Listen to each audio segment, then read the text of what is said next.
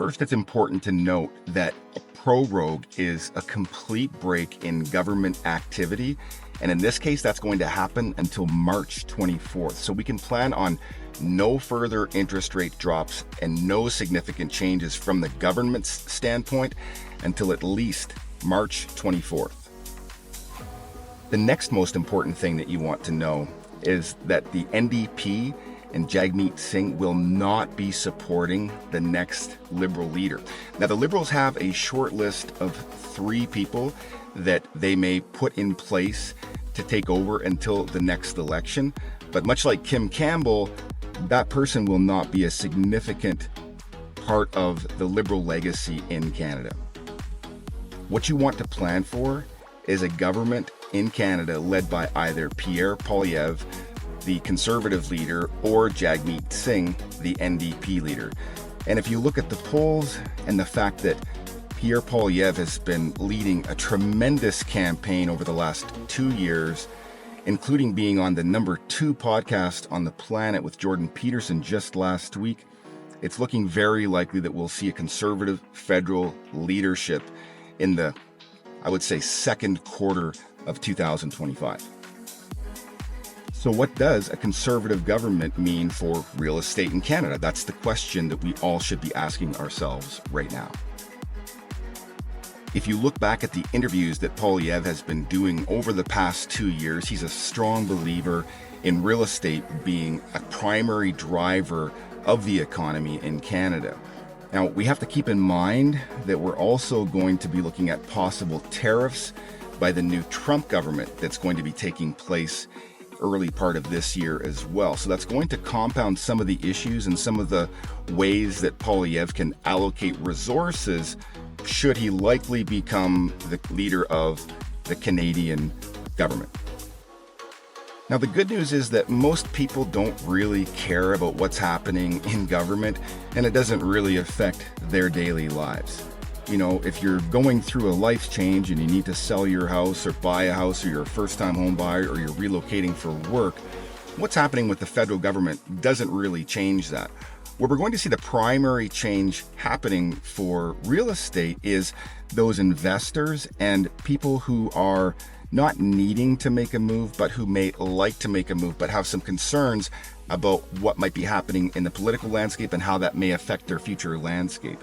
So that's probably realistically about 25% of the entire real estate market. And if you've been paying attention, you can recognize that through 2024, we did see lower values and lower volume of real estate being sold in Canada.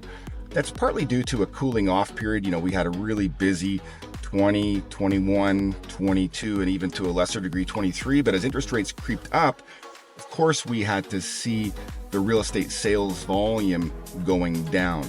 And it's likely that this will mark the belly of the real estate market in Canada. Why? Because when you have a new government, they likely have things to prove. Like Poilievre has said, he's had 12 years of a Liberal legacy in Canada, and he's very likely to want to make his mark in some of the most significant ways possible.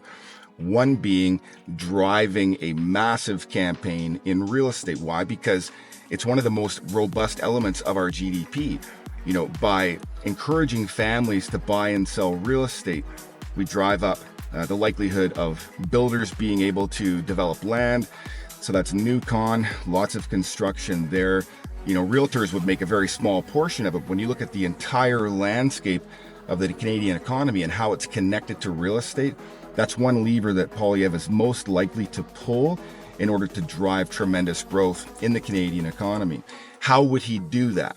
That's the next logical question. Well, it's yet to be determined who his finance minister would be.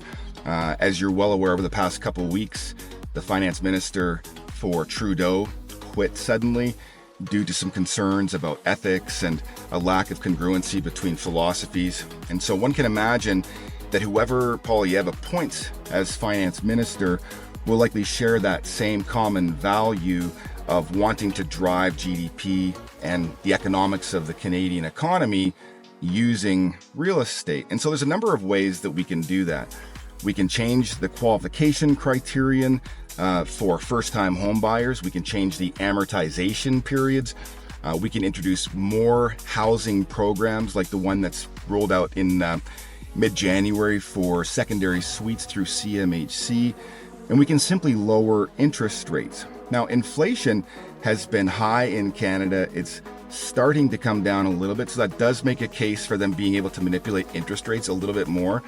But I think by the mid-half of 2025, we're more likely to see programs that would enable more families to invest money into real estate, either through secondary suites or through investment properties or through foreign investment, which would drive some of those elements of the economy without necessarily affecting inflation too much.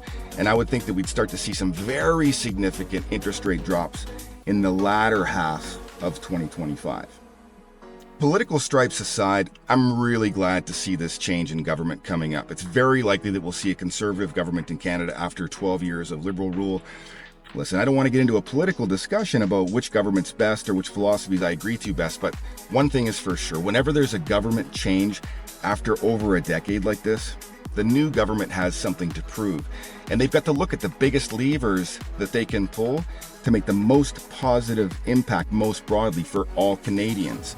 And we recognize that real estate is one of those levers.